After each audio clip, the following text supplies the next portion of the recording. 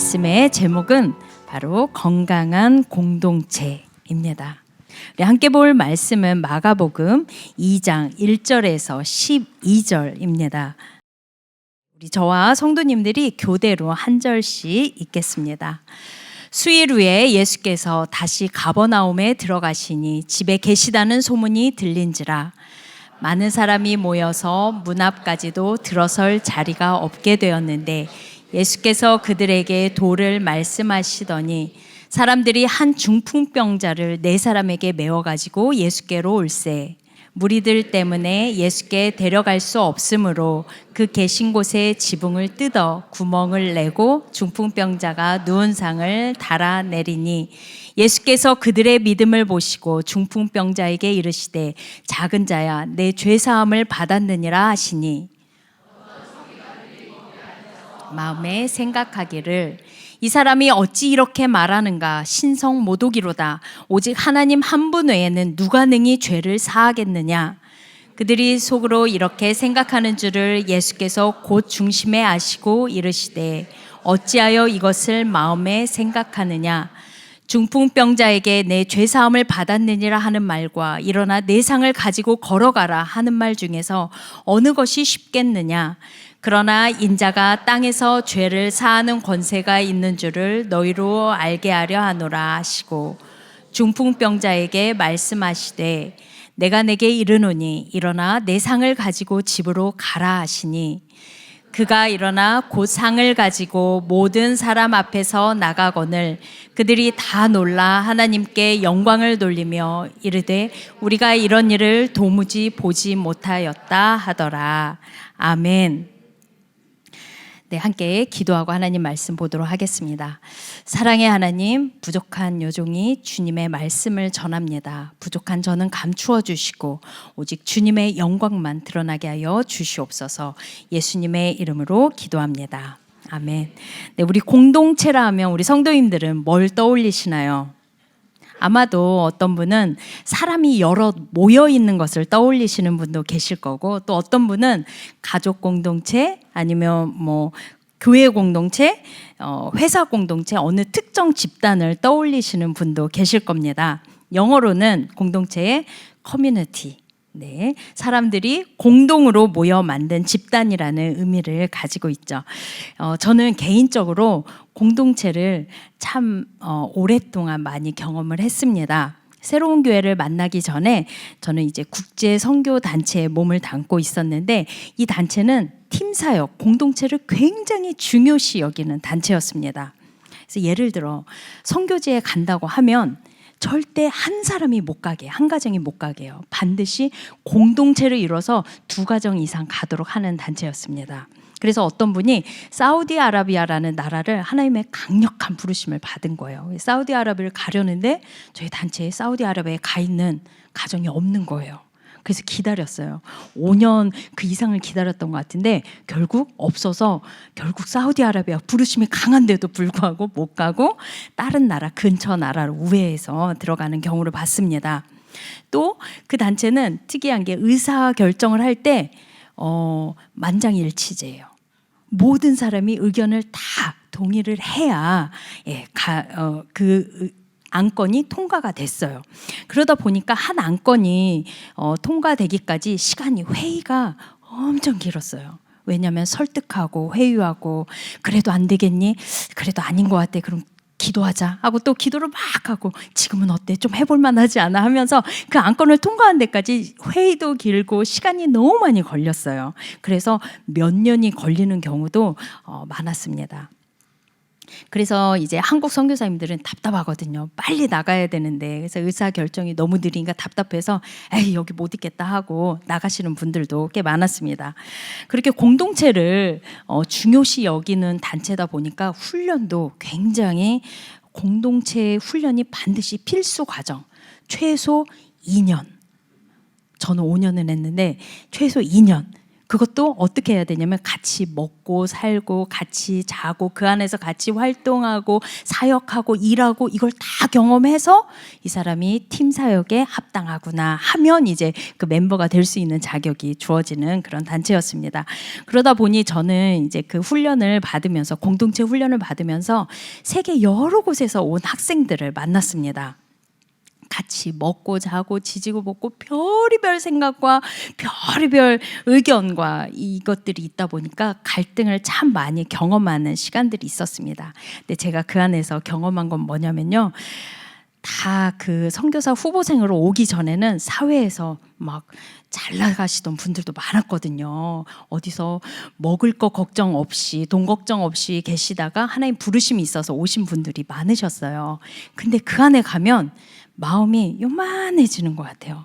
정말 너무 생각해도 너무 유치한 거 가지고 마음 상하고 서로 싸우는 거예요. 예를 들어 뭘 가지고 싸우냐면 이제 그 학교 학생들한테 빵이 나왔어요. 그 베이커리에서 빵을 이렇게 나눠주는데 저 집이 맛있는 빵을 하나 더 가져갔다는 거예요. 그게 너무 서운하고 기분이 나빠.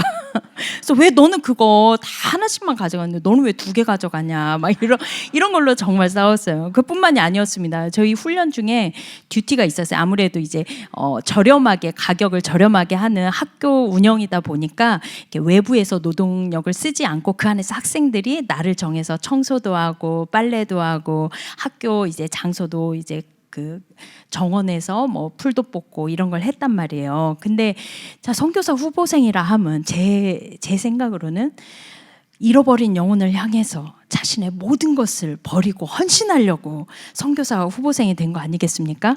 근데 그 노동을 하는데 나는 너무 힘든 것만 나만 시킨다는 거예요. 왜 나는 풀만 뽑냐? 나도 저기서 그냥 안에서 실내에서 땡볕에서 일하는 거 말고 안에서 일하고 싶다. 그렇게 해주면 안 되냐? 이런 것들로 서로 너무 조그만 유치한 거를 가지고 싸우는 그런 거를 경험을 했습니다. 이게 바로 그 단체의 필수 과정이었어요. 이걸 거치고 나서 이 사람이 팀 사역에 합당할 때에 정식 멤버가 될 수 있었던 곳이었습니다.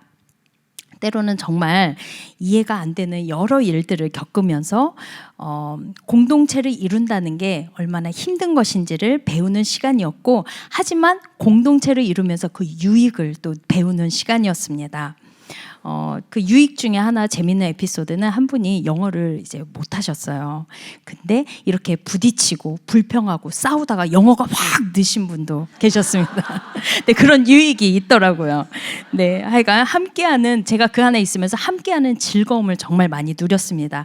그리고 제가 아이를 낳고 산후 우울증도 그 공동체 안에서 사랑을 받으면서 어떤 분이 너만 힘든 거 아니야. 그 말에 저는 그렇게 힘이 있는 줄 몰랐어요. 그 말 한마디로 나만 힘든 게 아니었구나 하면서 그 산후 우울증을 이길 수 있었고, 또 제가 방언을 받았는데 그것도 제가 누군가 저희 아버지가 몸이 안 좋으신 것을 친구 하나, 러시아 친구였어요. 그 친구가 우리 함께 기도하자. 그 자리에서 손잡고 둘이 농장에서 풀 뽑고 당근 막 캐가지고 그 듀티하고 나오면서 갑자기 그 농장에서 같이 손잡고 기도하다가 방언을 받는 그런 아름다운 경험도 있었습니다. 네, 우리 오늘 말씀 서론이 좀 길었죠. 이렇게 공동체를 이룬다는 것은 정말 많은 갈등과 어려움이 있습니다. 여러분, 부부 2사람도 힘들잖아요. 2사람이 연합하는 것도 힘들잖아요. 근데 그 많은 사람이 하나가 되는 게 얼마나, 공동체를 이룬다는 게 얼마나 힘들겠어요. 하지만 그 유익이 크다는 것을 오늘 말씀을 통해서 한번 살펴보도록 하겠습니다. 우리가 건강한 공동체 제목처럼 그 말씀을 보면 말씀을 통해서 건강한 공동체의 뭔지, 건강한 공동체의 모습을 살펴보고 우리가 어떻게 해야 되는지를 보도록 하겠습니다. 사실 우리는 답을 이미 알고 있어요. 뭐가 건강한지. 그리고 내가 공동체에 내 자신을 더 내려놓고 하면 된다는 것을 우리는 알아요. 근데 그게 실천이 잘 안 되죠. 우리 자신이 자꾸 나오게 되죠. 그래서 오늘 우리는 이 시간을 통해서 우리 안에 주님 앞에 내려놔야 될 거, 어그러진 부분들을 다시 잡고 새 출발하는 그런 마음으로 이 시간을 함께 하도록 하겠습니다. 본문 말씀을 함께 보도록 할게요. 본문 말씀 여러분이 잘 아실 거예요. 중풍병자 고치는 장면입니다. 그럼 어떤 분들은 이 장면이 공동체와 무슨 상관이 있나 이렇게 궁금해하시는 분이 계실 수도 있습니다.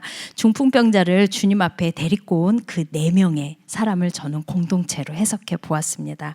이 공동체가 예수님을 만나고 중풍병자가 낫기까지의 과정을 보면서 우리의 가정도, 우리의 속한 교회와 우리가 속한 공동체도 어떻게 예수님을 만나고 변화를 받기까지 어떤 모습이어야 될지 함께 살펴보도록 하겠습니다. 3절 말씀 띄워주세요. 사람들이 한 중풍병자를 네 사람에게 메워가지고 예수께로 올세. 네, 여기 보시면 이 네 사람은 한 가지의 목적을 가지고 모였습니다. 바로 예수님께 그 중풍병자를 데려와서 낫게 하려는 그 마음으로, 한 마음으로 모인 거죠. 자, 건강한 공동체의 첫 번째 모습, 바로 예수님으로 한 마음과 한 뜻이 되는 것입니다. 한 마음과 한 뜻을 가졌다고 해서 다 건강한 공동체라고 하진 않아요. 옛날 한국 영화처럼 어떤 큰 물건을 훔치기 위해서 각계각층의 도둑들이 한 마음 한 뜻으로 뭉쳤어요. 하지만 그걸 건강하다고 하진 않죠.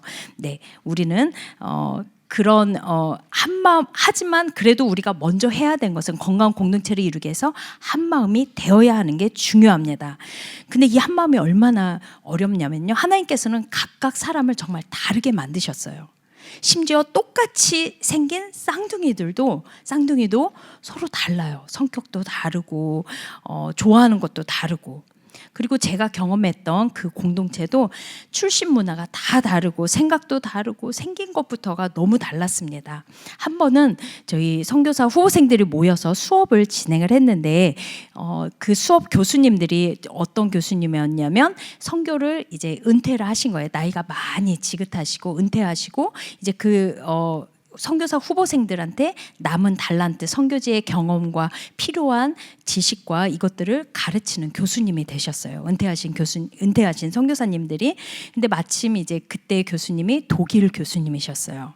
그리고 한국을 전혀 경험하지 못한 독일 교수님이셨고, 그때 학생들이 마침 한국 학생들이 많이 있는 수업 시간이었는데 수업을 잘했어요. 저도 그 중에 학생이었고 수업 잘하고 너무 좋은 시간이었고 우리 학생들도 다 만족했는데 이 교수님의 얼굴이 어두워지는 거예요. 그리고 학생 그 대표를 부른 거예요. 그러면서 내가 무슨 큰 실수를 한 것 같다, 수업 시간에. 그렇지 않고서야 학생들이 이렇게 아무 말도 없이 그냥 보고만 있을 수가 있냐. 내가 무슨 큰 잘못을 한 것 같은데 그게 도무지 뭔지를 모르겠다, 알려달라고 부른 거였어요. 그거는 바로 문화적 차이 때문에 생긴 일이었습니다. 독일 문화에서는 저희도 몰랐어요. 학생들과 교수님들이 서로 대화, 서로 질문하고 대답하고 이게 활발하게 이루어지는 그런 문화였던 거예요. 근데 저희 한국은 어때요? 주입식.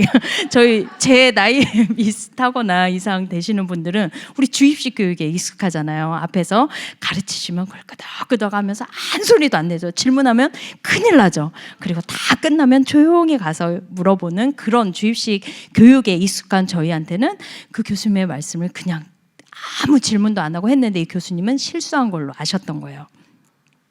이것처럼 우리는 서로 너무나 다릅니다. 문화적으로 다르고 한국 문화이지만 우리 또 서로 다릅니다. 제각각인 사람들이 모여서 우리가 하나가 될 수 있는 건 바로 예수님 때문에, 예수님 덕분에 우리가 하나가 될 수 있습니다. 오늘 본문의 네 사람도 그 예수님을 만나기 위해서 한 마음이 되었습니다. 네, 우리도 또한 예수님으로 인하여 하나가 되어야 할 것입니다. 우리 새로운 교회는 참 이런 면에서 건강한 공동체라고 제가 자부하는데요. 지난번 특세 때 간증문 여러분이 떠올리신지 모르겠습니다. 한 분 자매님께서 어머님이 갑자기 위독한 그런 간증이 있었어요. 그래서 헌혈이 갑자기 필요했습니다. 그래서 그 자매님이 속한 공동체에다가 도와달라는 그런 기도 요청과 함께 헌혈을 좀 부탁하는 일이 있었습니다. 그때 성도님들이 어떻게 했나요? 십시일반으로 다 그분을 위해서 그분한테 저의 피를 전달해 줬으면 좋겠다라는 그런 헌혈이 엄청나게 동참을 해 주셨습니다. 그 자매님은 결국 어머님이 소천하셨지만 그거를 너무나 감사하는 마음으로 그 힘든 시간을 버틸 수 있었다라는 간증을 했었죠.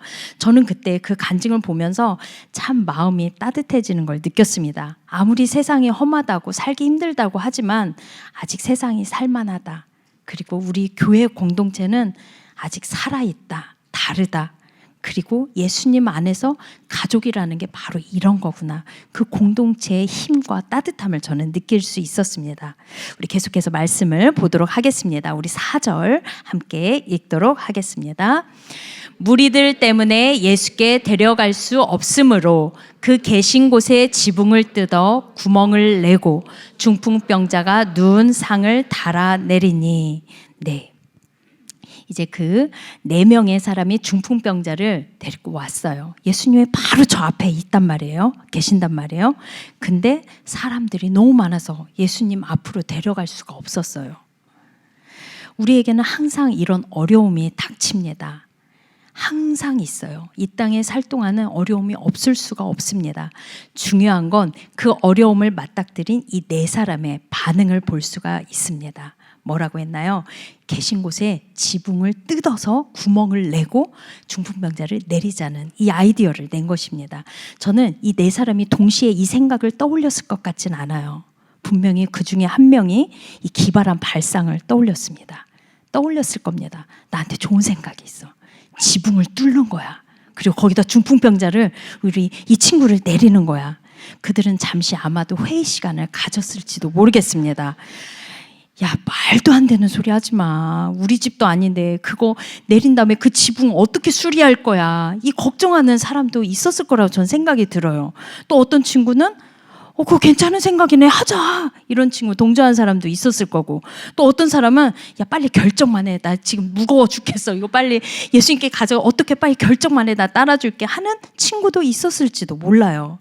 중요한 건 우리 공동체 안에 이런 기발한 생각을 가진 사람이 꼭 있다는 거예요. 네, 만약에 모든 4사람이 다 제각각 기발한 아이디어를 냈으면 너무 힘들었을 것 같아요. 우리 공동체 안에도 계속 기발하고 엉뚱한 생각을 계속 내는 사람이 너무 많으면 힘들 수 있어요. 왜, 누가 떠오르시나요? 네. 하지만 그때 만약에 그 사람의 엉뚱하지만 기발한 그 생각을 묵살해버리는 공동체였다면 오늘날 마가복음 2장의 이 중풍병자의 기적은 절대 일어나지 않았을 겁니다. 2번째, 건강한 공동체는 서로를 용납하는 공동체입니다. 건강한 공동체의 특징은요, 그 사람들의 가진 달란트가 자연스럽게 드러납니다. 그리고 그 달란트가 자연스럽게 사용이 됩니다. 아이디어를 내는 사람이 있으면 그것을 따라주는 사람이 있고, 또 우리 교회의 모습을 볼까요? 가르치는 은사가 있어요. 그럼 어떻게 해요? 양육 프로그램, 뉴젠에 가서 교사가 됩니다. 또 다른 사람들을 챙겨주고 먹여주는 거를 좋아하는 그런 은사를 가진 사람이 있어요. 새벽 섬김팀에 오시면 됩니다.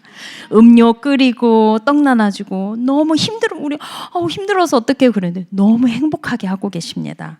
또 어떤 분이 계실까요? 얼굴이 환하고 미소가 늘 장착되신 분들이 계세요.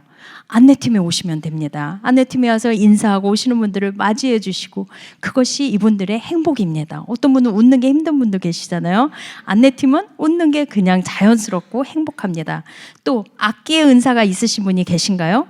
챔버팀을 하시면 됩니다. 또 노래 부르는 걸 좋아하시는 분이 계신가요? 그러면 성가대나 싱어를 하시면 됩니다. 이렇듯 은사가 자연스럽게 드러나고 사용되고 또 교회의 다른 지체를 섬기는 곳, 세워주는 일에 쓰이게 되는 것입니다. 이 시간 은사가 있으신 분들은 그 은사가 안 쓰면 소멸됩니다. 꼭 쓰시면서 개발되도록 사용하시길 바랍니다. 하지만 여기서 제가 또 말씀드리고 싶은 것은 은사가 다 분명히 있지만 교회의 질서 안에서 잠시 보류되어져야 할 때도 있다는 걸 꼭 말씀드리고 싶습니다. 그리고 아직 시스템이 구축되지 않아서 은사는 너무 훌륭하지만 그거를 할 수 있는 시스템이 구축되지 않는 경우가 있어요. 그때는 어떻게 해야 될까요? 인내하고 기다려야 되는 때도 우리에게 있다는 것입니다. 네, 우리 안에 이렇게 특별한 사람이 있을 수 있어요. 공동체 안에. 어떻게 저렇게 생각을 하지? 좀 엉뚱하다. 유별나 보이다. 또 일반적이지 않다면서 경계하는 경우도 있을 수 있는데 그것이 진리에서 벗어난 게 아니라면 또 교회의 질서를 파괴하는 것이 아니라면 우리는 인정해주고 용납해줘야 합니다. 또 이렇게 특별한 경우도 있지만 연약한 지체가 함께하는 경우도 있습니다. 제가 유아부를 담당할 때 그때 4세, 5세 아이들이 하는 유아부였습니다. 이 안에 여느 아이들과 다르게 몸에 불편한 친구가 한 명 있었어요. 근데 그 아이는 교회에 나와본 적이 없어요. 몸이 불편하고 5세였는데도 불구하고 다른 친구들은 걷고 뛰어다니는데 이 친구는 아직 기어다니는 친구였어요. 걷지를 못해서. 그래서 엄마와 집에만 있는 거예요. 그러다 보니 이 친구가 이제 교회에 나오게 됐어요. 유아부에 나오게 됐는데 또래 친구들을 보니까 너무 좋은 거예요. 그래서 어떻게 하냐면 막 기어가서 그 친구 앞에 그냥 이러고 있는 거예요. 그래서 고개를 꼬받침하면서 그 친구를 그냥 마냥 바라보고 있어요. 웃고. 그리고 너무 좋아서 얼굴이 이렇게 쓰다듬는 거예요. 그래서 선생님들과 제가 좀 걱정은 했어요. 그렇게 당함을 당하는 이렇게 갑자기 코앞에 와서 얼굴을 쓰다듬으면 우리 어른들은 막 기겁하고 할 거 아니에요. 그래서 아이들도 그러지 않을까 걱정을 했어요. 그래서 아이들한테 설명을 했죠. 이 친구가 너를 너무나 좋아해서 그러는 거야. 근데 불편하면 말해. 이렇게 얘기를 했습니다. 그러고 한참을 지났는데 이 친구가 점점 좋아지는 거예요. 증세도 좋아지고 웃음도 찾고. 그런데 더 놀라운 거는 그 친구와 함께하는 유아부 전체 아이들이 변하는 거예요. 어떻게 변하냐면 이 아이를 배려해 주는 거예요. 기어서 지나갈 때 길을 비켜주고 갈 수 있도록 물건들을 막 비켜주는 거예요. 그리고 앞에 와서 이렇게 쳐다보고 막 얼굴 쓰다듬는데 가만히 있어요. 그래서 혹시 불편하지 않아? 말해도 돼. 하지 말라고 말할게. 근데 괜찮아요 하면서 즐기고 있더라고요. 친구가 자기를 좋아해 주는 거를. 이러면서 그 한 해 너무 저희 유아부가 행복했어요. 그 아이로 인하여서. 불편하지만 그 아이로 인하여서 다른 친구들이 그걸 배려하고 그걸 바라보는 우리 선생님들과 저의 마음도 너무나 행복했습니다. 이 모습이 말씀에 나와 있습니다. 고린도전서 12장 21절에서 25절을 함께 읽도록 하겠습니다. 시작. 눈이 손더러 내가 너를 쓸 데가 없다 하거나 또한 머리가 발더러 내가 너를 쓸 데가 없다 하지 못하리라. 그뿐 아니라 더 약하게 보이는 몸의 지체가 도리어 욕이 나고 우리가 몸에 덜 귀히 여기는 그것들을 더욱 귀한 것들로 입혀주며 우리의 아름답지 못한 지체는 더욱 아름다운 것을 얻느니라. 그런즉 우리의 아름다운 지체는 그럴 필요가 없느니라. 오직 하나님이 몸을 고르게 하여 부족한 지체에게 귀중함을 더하사 몸 가운데서 분쟁이 없고 오직 여러 지체가 서로 같이 돌보게 하셨느니라. 아멘. 저는 이 말씀이 정말 너무 아름답습니다.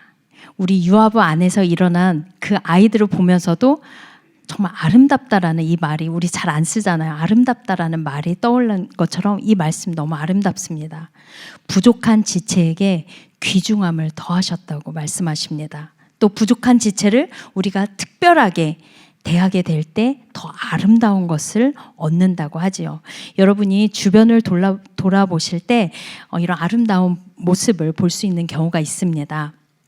이렇게 우리는 부족한 지체를 우리가 돕는다고 생각을 하는데 도우면서 내 것을 그에게 준다고 생각하는데 부족한 지체 그가 우리에게 주는 게 있습니다. 바로 우리를 아름답게 성장시켜 주는 것입니다.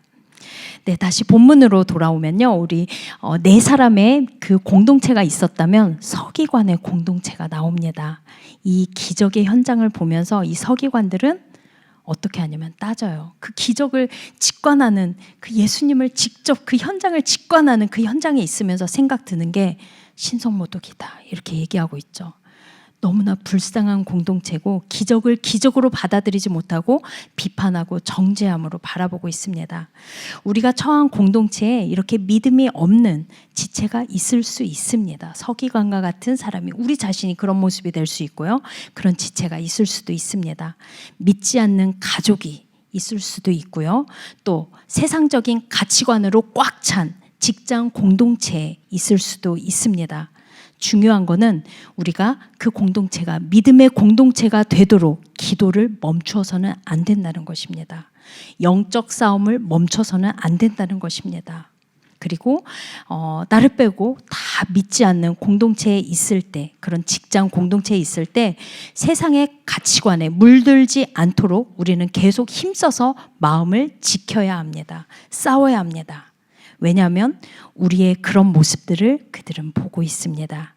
우리의 적도 보고 있지만 우리가 주님께 돌아오기를 간절히 바라는 그들도 우리의 모습을 보고 있습니다. 우리의 옳은 말이 아니라 우리의 옳은 행동을 바라보고 있습니다. 옳은 말을 한다고 한들 먹히지 않더라고요. 우리 아이들을 봐도 먹히지 않습니다.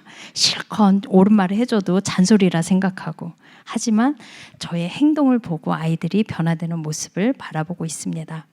기도하는 여러분을 통하여 역전이 일어나고 거룩한 영향력이 여러분이 속한 공동체 가운데 흘러갈 줄로 믿습니다. 또 이런 경우도 있습니다. 같이 믿는 사람이에요. 다 예수님을 알고 예배도 드리고 다 믿는 사람인데 다른 사람들은 다 괜찮다는데 내 눈에는 거슬리는 사람이 있을 수 있어요. 네. 왜냐하면 대부분은 내 눈에 거슬리는 그 못마땅한 그 모습이 내 안에도 있기 때문에 잘 보이는 거예요. 그럼 그 사람을 왜 하나님께서 저와 붙여주셨을까요? 그거를 다루시도록, 내 모습을 투영하여 볼 수 있도록 그 사람을 여러분 주변에 두신 겁니다. 이때는 어떻게 해야 될까요? 여러분 기도하셔야 됩니다. 성령님, 제가 정말 눈에 거슬리는 그 사람이 왜 그런지 모르지만 그 모습이 제 안에 있다면 성령님 보여주세요. 그게 뭔지, 제 안에 문제가 있다면 그 문제가 뭔지 보여주세요. 기도하시면 됩니다. 그리고 성령님 그걸 다뤄주시고 치유해 주시고 변화시켜 주세요 라고 기도하시면 됩니다. 공동체는 바로 이런 것입니다. 나와 다른, 전혀 다른 사람을 품고 용납할 때 바로 우리 자신이 자라고 성장하는 것입니다. 지난주 김정현 목사님께서 공사 중 그림 보여주셨죠. 그 이미지가 잊혀지지가 않아요. 딱 보고 공사 중 제 자신을 봐도 나도 공사 중. 네, 우리 공사 중. 우리는 그 과정 중에 있습니다. 아직 완성되지 못한, 아직 다 지어진 모습이 아니라 지어지고 있는 과정 중에 있습니다. 어떤 사람의 공사는 느린 경우 있고 다 부셔지고 이제 막 세워지는 그런 공사 중인 사람도 있고, 어떤 사람은 거의 다 완성이 다 되어가는 공사 중인 분도 계십니다. 우리 모두 공사 중인 이런 마음으로 우리가 서로를 기다려주는 우리 모두가 되기를 원합니다. 우리 건강한 공동체의 세 번째 특징이 바로 5절을 함께 읽어볼까요? 예수께서 그들의 믿음을 보시고 중풍병자에게 이르시되 작은 자야 내 죄사함을 받았느니라 하시니. 자, 세 번째 특징, 이 구절을 보고 제가 느낀 거는 이들이 바로 예수님을 만났어요. 그리고 예수님과 함께하는 공동체, 이게 건강한 공동체라는 생각을 했습니다. 이들이 드디어 예수님을 만났는데요. 오늘 본문에서 이 네 사람과 중풍병자가 예수님을 만나기 전까지 상황이 어땠을지 한번 상상해 보셨으면 좋겠어요. 엉망진창이었을 거예요. 문제투성이었을 거라고 전 생각이 듭니다. 중풍병자 아직 아팠어요. 아프고 몸을 못 움직였어요. 그리고 그 병자를 데리고 온 네 사람은 땀을 뻘뻘 흘리면서 힘들었을 거예요. 일단 데려는 왔는데 사람이 많아서 예수님께 갈 수가 없어요. 하지만 돌아가기엔 너무 온 게 아까웠을 겁니다. 또 네 사람 의견이 제각각 달랐을 거예요. 어떤 사람은 주도적으로 해서 야 거기 똑바로 좀 들어 이런 사람도 있었을 거예요. 그러면 또 사람은 네가 뭔데 나한테 이래라 저래라야 나 지금 힘들어 이런 사람도 있었을 거고, 불만이고 덥고 힘들고 여러 가지 문제가 있었을 거예요. 그리고 지붕에서 중풍병자를 내릴 때에도 얼마나 조심했을까. 아슬아슬 한쪽이 더 늦춰지면 중풍병자가 떨어질 수 있잖아요. 그러니까 조심했을 거예요. 중심을 잘 맞추고 막 야 조심해 하면서 서로 의견을 맞추면서 한쪽이 기울어지지 않도록 중심을 맞췄을 것입니다. 또 중풍병자는 어땠겠어요? 자기 때문에 이렇게 고생하는 사람들을 보면서 마음이 편했을까요? 그러지 않았을 거예요. 나 때문에 왜 이런 고생을 하지? 그래도 고침은 받고 싶고 그런 미안한 마음이 있었을 거예요. 그리고 그 지붕 뚫린 그 집주인은 무슨 잘못입니까? 그 집주인은 무슨 생각이 들었을까요? 내 집이 지금 막 떨어지고 지붕이 구멍이 뚫렸어요. 왜 그러지 저 사람들? 저거 어떡하지? 곱지 않았을 거예요. 왜 내 집에다 저런 짓을 하지? 집주인 마음 그랬을 거예요. 그런데 이들이 예수님을 만났어요. 그리고 모든 게 해결되었습니다. 그 상황의 그 흐름과 분위기가 한 번에 쫙 바뀌는 역사가 일어났습니다. 이렇게 불안정하고 그리고 왜 그러지? 초조한 마음들, 부정적인 그 상황이 기적의 현장으로 바뀌었습니다. 치료의 현장, 모인 모든 사람들이 하나님을 찬양하는 그 현장으로, 주님의 영광이 드러나는 역사적인 현장으로 한순간에 역전시켜 주셨습니다. 어떻게요? 예수님을 만나고 나서. 그래서 우리는 우리의 모든 문제들을 예수님께 가져와야 합니다. 예수님을 만나기까지 결코 쉽지 않았어요. 하지만 그 어려움에도 이들은 포기하지 않았습니다. 다른 사람들의 눈치 안 봤습니다. 다른 사람들이 어떻게 했는지 똑같이 하려고 하지 않았습니다. 오로지 예수님과 만나려는 그 생각 하나로 그들만의 방법을 찾은 거예요. 예수님을 만나고자 하는 열정은 우리에게 아주 창조적이고 기발한 참신한 아이디어를 줍니다. 우리는 보통 길이 열리고 방법이 생길 때까지 기다리거든요. 너무 소극적이에요. 그래가지고 천국이 열리겠어요? 열리지 않습니다. 천국을 경험하기 위해서는 지붕을 뚫는 정도의 열정과 믿음과 도전이 있어야죠. 우리 안에 간절한 바람이 필요합니다. 그리고 이를 위해서 뭔가를 결단하고 움직여야 합니다. 정말 예수님을 만나고 싶은 사람은, 제가 영안이 뜨인 건 아닌데 딱 보면 알아요. 눈이 달라요. 눈이 반짝거려요. 아이들도 그러거든요. 말씀을 전할 때 눈이 유독 반짝거리는 아이들이 있어요. 지금 여러분들도 눈이 반짝거리시거나 좀 감기신 분도 계시고 하지만 속에 반짝거리고 있습니다. 네, 눈이 반짝입니다. 자다가도 벌떡 일어날 정도여야 하고, 불편함을 감수해서라도 어떻게 하면 예수님을 만나지 생각하게 됩니다. 지붕을 뚫게 됩니다. 그런 결단과 의지가 있어야 합니다. 지붕을 뚫어서라도 예배의 자리에 나와야죠.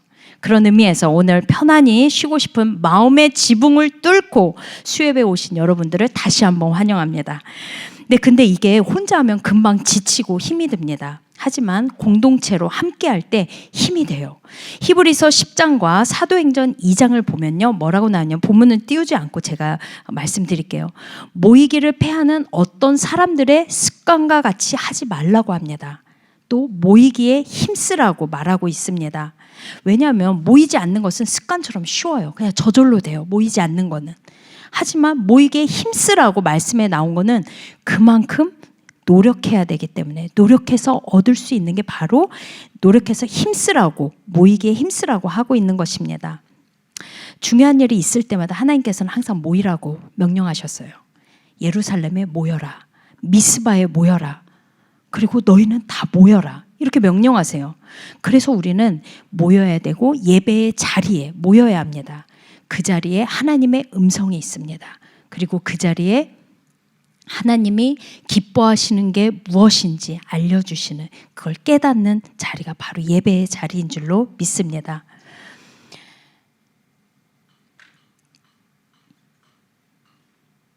여러분이 믿지 않는 공동체에 속해 있다면, 네, 이렇게 예배 공동체에 있으면, 그런 공동체만 있으면 좋으련만 그렇지 못한 공동체도 있습니다. 믿지 않는 공동체에 속해 있는 경우가 있습니다. 그때는 여러분은 주님의 보호하심을 기도하면서 그 안에서 선한 영향력을 끼치기를 말씀드립니다. 저는 이제 그런 분들을 보면 뭐를 떠올리냐면 요셉과 다니엘을 자주 떠올립니다.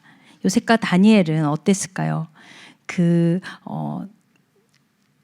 그들이 있었던 나라는 우상을 숭배하는 나라에 있었어요. 그리고 하나님을 모르고 하나님을 믿지 않는 공동체 안에 이들은 있었습니다.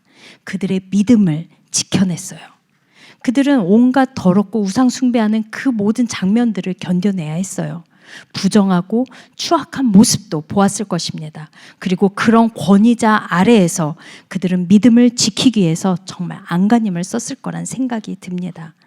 하지만 하나님이 함께 하시는 그 사람, 언제나 어디서든 빛이 납니다. 눈이 반짝거린 것처럼 그 사람은 뭔지 모를 빛이 있어요. 바로 믿지 않는 권세자들과 무리들 사이에 있으면서도 그 권세자들이 함부로 할 수 없는 무언가가 그 한 사람을 지키고 보호하고 있습니다. 바로 하나님이십니다. 하나님께서 그 믿음을 지키기 위해서 힘쓰는 그 한 사람을 하나님은 보고 보호하고 지켜보고 계신다는 것입니다.